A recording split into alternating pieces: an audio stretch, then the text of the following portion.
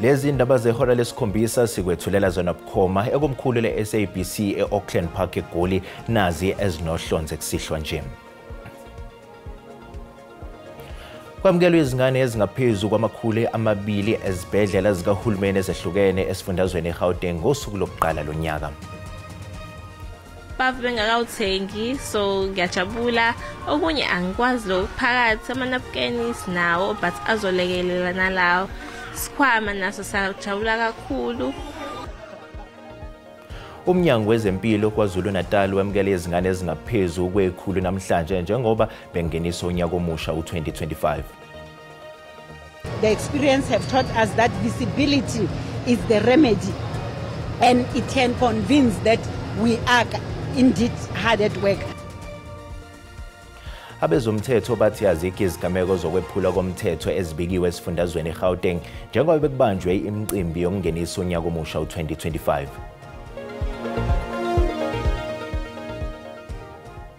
Ukuthola kube kuwembukeli ngiyakwamukela ezindabeni zehora lesikhombisa zokuqala onyakeni u2025. Isithemba ukuthi ungene kahle onyakeni. Igama lami nginguDawu Phungula.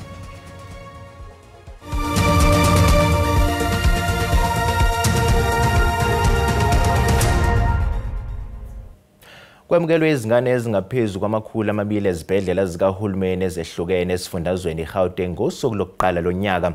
Owengamele ezempilo kulesi sifundazwe noMantu Nkomo Ralehoko ubehambele esibhedlela iChris Hani Baragwanath. Bavuyela izipho, bavuyela abantwana babo abafumeneyo ababagonileyo namhlanje, bavuyela nale ndawo esiyenzayo enhle sivuleyo abazawungena bazohlala kuyo nabantwana bayo. Uyabona ba kunezitulo ngathi kuse private hospital apho ufika uhlala ecane komntana kungami ngenyawo ecane kwebhedi umbuke adaphila bangaba kunento bekuthiwa akaphilanga. Yiyo sizwe ukuthi kube nesigameko sokushona komzali kanye nengane yakhe eWestbury ungaphawula uthini ngalo? Kuleyo sibhizi siyazama ngoku ukujonga uba yintoni unobangela obala mama abe uye wasweleka kunye nengane yakhe. Xa ndifumana nje ke inkaza ndizawunixelela.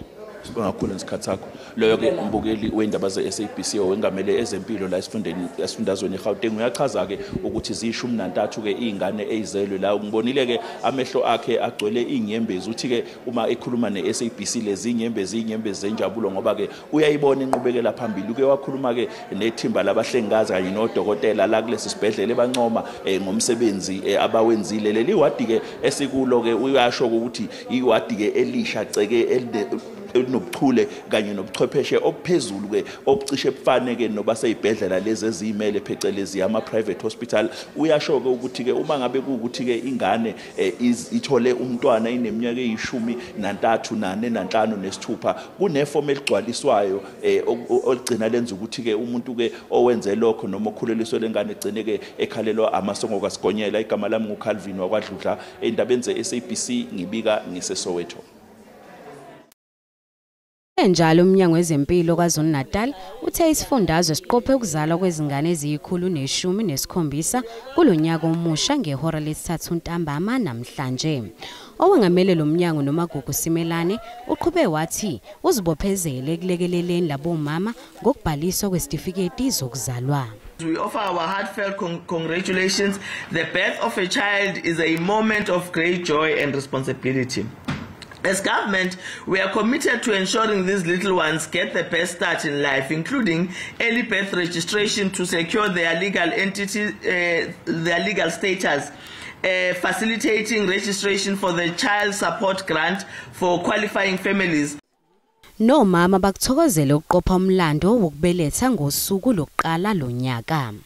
Ngiyajabula okunye angikwazi lo phakathi amanapukeni sinawo but azolekelela nalawo sikhwama naso sajabula kakhulu. Ngiyajabula nje kakhulu benga-expectile igift kanje. Kuzokwenza ukuthi ngisakwazi ukuthi ngiyasasa ngisakwazi ukuthi ngiye home affairs singizokwazi ukuthi nje ngiyohola imali esikhona vele. Nase Eastern Cape unyaka omusha wamkelwe ngezipho ezincane eziyigugu nokho indaba yokukhulela kwentsha isinselele. Umnyango wezempilo uthi kusekuningi okusamele kwenziwe mayelana nokufundiswa ngocansi. So we are looking into it, but we have agreed that we're not going to release the mother until we get to the end of it. We'll meet with the family tomorrow, but we have roped in social development. We are bowing our heads together with Department of Social Development to see what is it that we can do. That is why we are also agreeing that we are not going to release the mother until we get to the finality of this. Kulabo mama babelethile izingane zabo zibanika ithemba lokuqhubeka nempilo. Kumi ngathi lolunye usuku engazange ndalindela ndiyayenjoya lemina namhlanje ndibe nale princess inhle kangaka. It treated me very well though, but the giving birth was very, very painful, but I did it successfully. Khona manjalo umnyango wezempilo eMpumalanga uthole okunye okushaqisayo ngengane neminyaka eyi12 eyamkele ingane ngesikhathi kubungazwa unyaka omusha.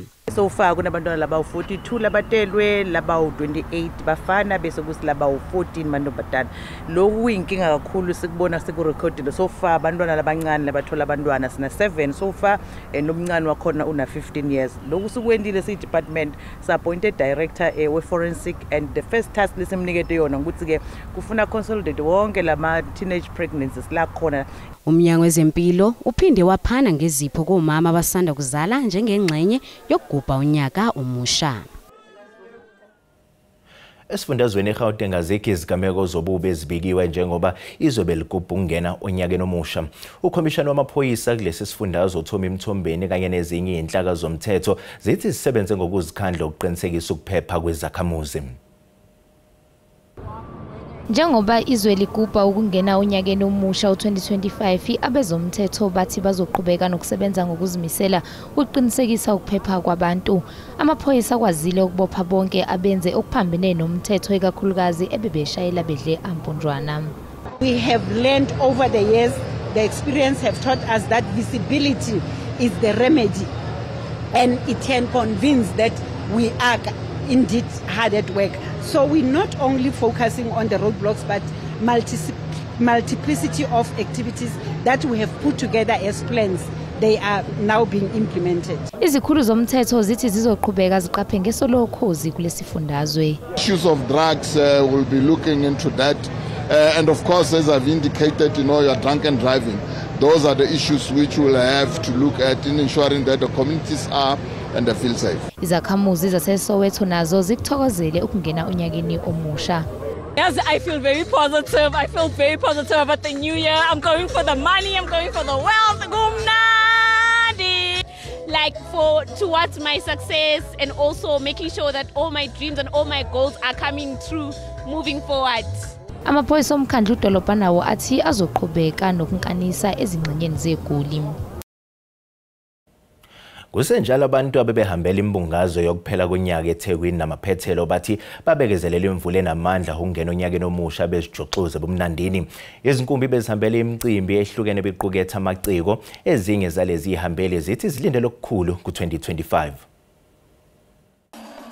Emcimbini woza Durban Tourism eMhlanga bekugcwele izakhamuzi bezifuna ukwamkela onyaka omusha ngokubhiyoza. 2024 was a rather tough year, but looking forward to 2025 and looking forward to success. 2024 was a tough year, but we survived. We are still alive.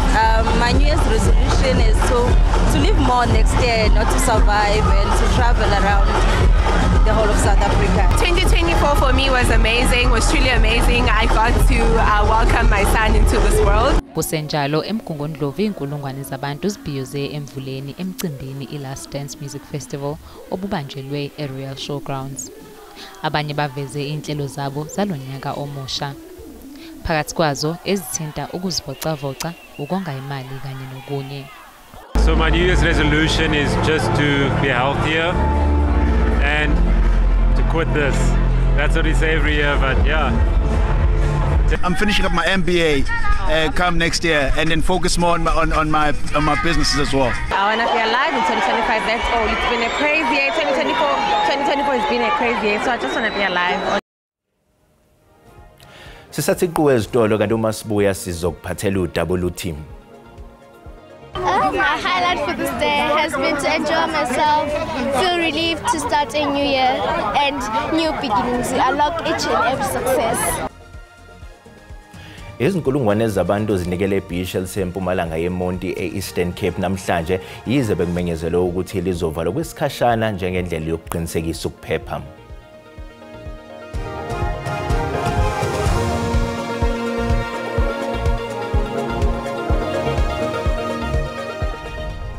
Sikubingelele sikwamukele uma ngaba usanda ngena odabeni oluphambili besibiko ukuthi Mama bengane bayavuya bavuyela izipho bavuyela abantwana babo ababafumeneyo ababagonileyo namhlanje.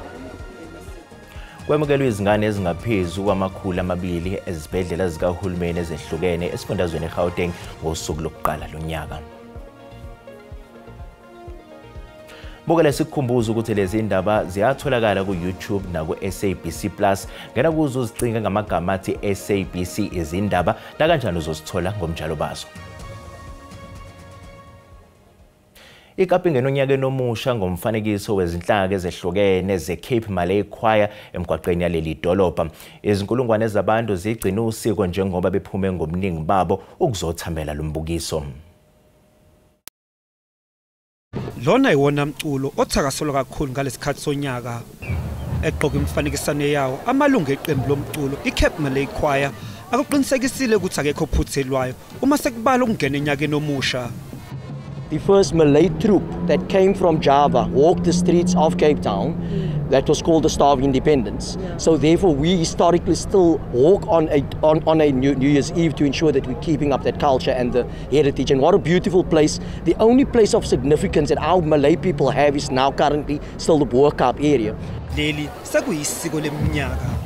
Every year we come here about 3-4 o'clock in the afternoon and we set up, as you can see, we have tents, camping chairs and the lot. Our children for the last decade have been coming here, grew up from baby all the way prams and everything. Our children grew up watching the Cape Malay choirs. Life is too stressful and this is the best way to relax and the best vibe in the world, the best carnival.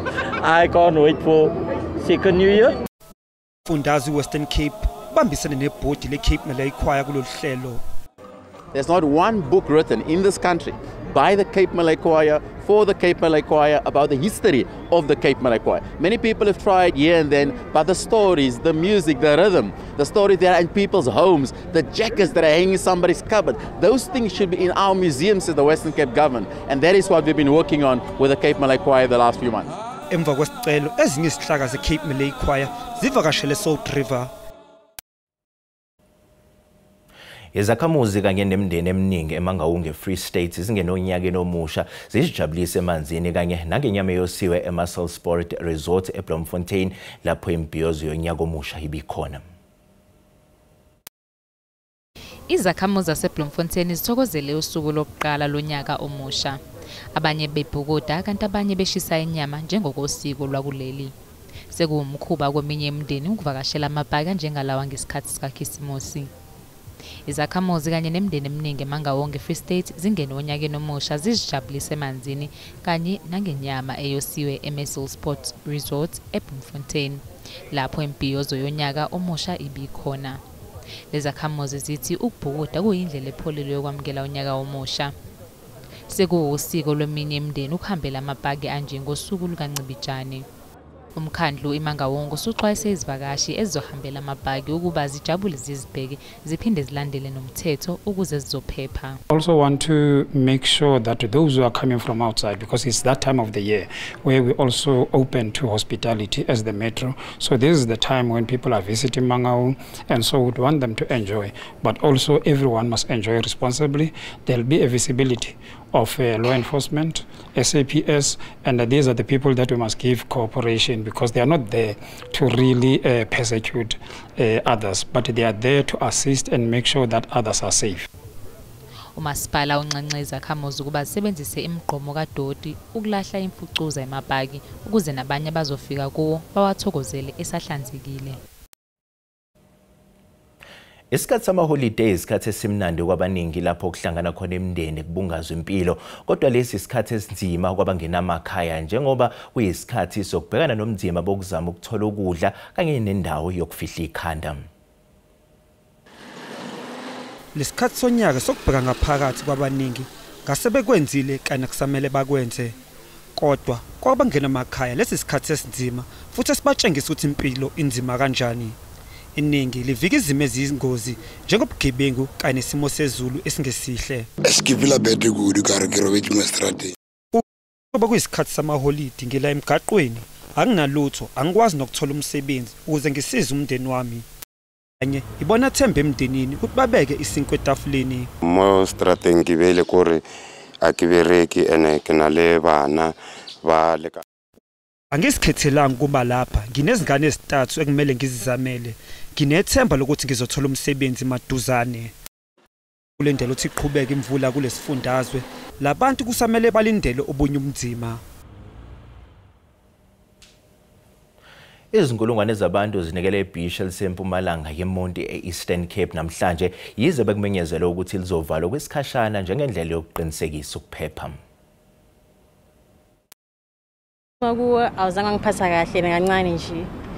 Uthi umuntu bekabhizi part time job nomsebenzi nesikolo. Ufunda ukuthi imali kumele ukhona ukwazi ukumanage.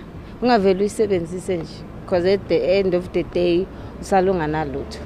I want to be in the top 10. I want to get rewards at school. Yeah. And I also want to be a better person of myself. Yeah. Want to be a better Christian. Yeah.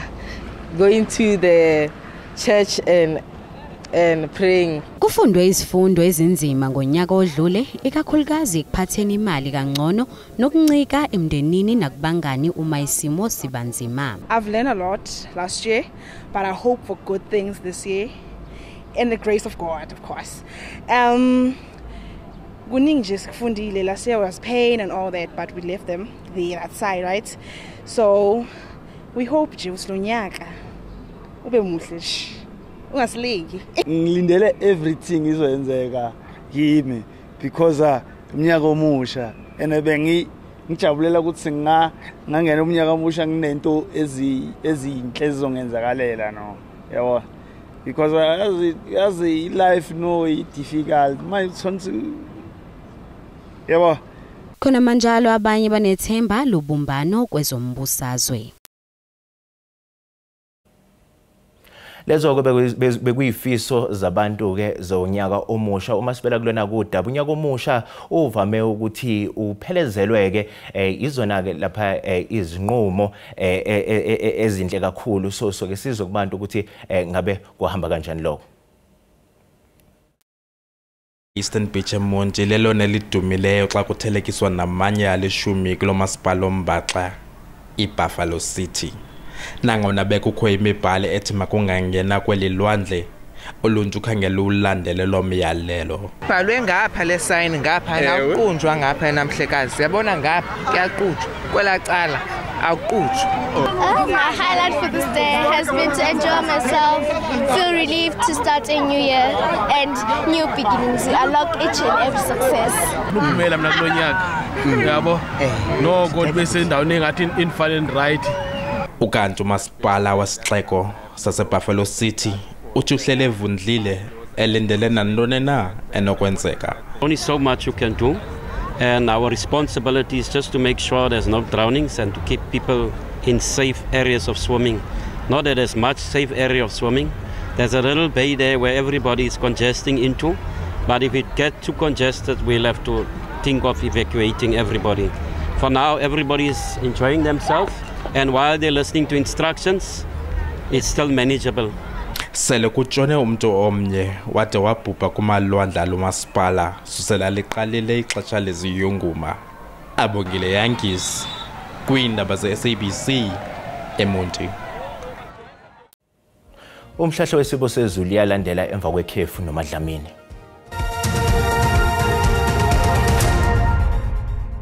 onyakeni omusha shaka 2025 sinibingelele sinamukele nanku umhlahlo wesimo sezulu kulendleke ihlambizi emvula enamandla kakhulu kusukela esifundazweni esiseLimpopo kwehlele njalo ifundazweni elapha eGudle uku olusempumalanga yezwe kanti lizoyidliva ke ukusukela nje empumalanga kwehlele njalo lapha esifundazweni esiKwaZulu Natal imoya izoheleza ipholile ke maphakathi nezwe kanti libethe nje qwaqwa ngamafe Eastern Cape nakwezinye indawo ngasentshonalanga yezwe azikho ke imvula elindelekile kanti ke kusasa soqhubeka lidliva kakhulu ke izulu esifundazweni ke esilapha empumalanga yezwe kwehlele enxeni ezilapha enyakatho eKwaZulu Natal kulendeleke ke ihlanjana zemvula kwezinye indawo lethe nje qwaqwa ngamafu kanti ke ngasentshonalanga azikho imvula elindelekile ngaphandle kwemoya enamandla kakhulu ngasogwini ose-Springbok kanjalo ngasogwini oluseKapa lodumo abahlahli bezulu basixwayisa lapha ngeimvula enamandla kakhulu ukusukela khona lapha eLimpopo kwehlele esifundazweni esikwaZulu Natal kanti ke isimo esifanayo silindelekile futhi nakusasa neshisandlo lingaselibhebhethekisa ke imililo yequbula ukusukela khona lapha eNorthwest kwehlele njalo engxenyeni ezilapha eNorthern Cape kanjalo nasesifundazweni esikwaZulu Natal nasengxenyeni nje esiseFreystata ake sibheka amazinga okushisa ke aphansi kulindele ukuthi liphole ke izulu enkabeni yezwe lithi ukufudumala ke kwehlele njalo engxenyeni ezilapha kwaZulu Natal kanjalo nangasesifundazweni ese-Eastern Cape esifundazweni eseLimpopo zoshisa kakhulu ngo-24 degrees Celsius lapha eMusina kanti ke ngasentshonalanga yezwe kulindele lithi nje ukuphola lizilibande lapha koFredendal nangasogwini oluseSpringbok kanti ke kusasa ugwini oluseKapa lizobe lifudumele lishise kakhulu ke eFredendal ngo-32 degrees Celsius eBeaufort West 34 degrees lapha kuKomani naseMthatha esifundazweni ese-Eastern Cape kulindeleke nje ukuthi lithi nje ukufudumala nasengxenyeni ezilapha eNgcobo namaphethelo kanti esifundazweni ezisemaphakathi nezeGauteng ngaseLimpopo kulindeleke lithi lifudumale izulu singakho sanamhlanje makuze kubuya ngokuzayo sinifisela okuhle nokumhlophe onyakeni omusha ka-2025.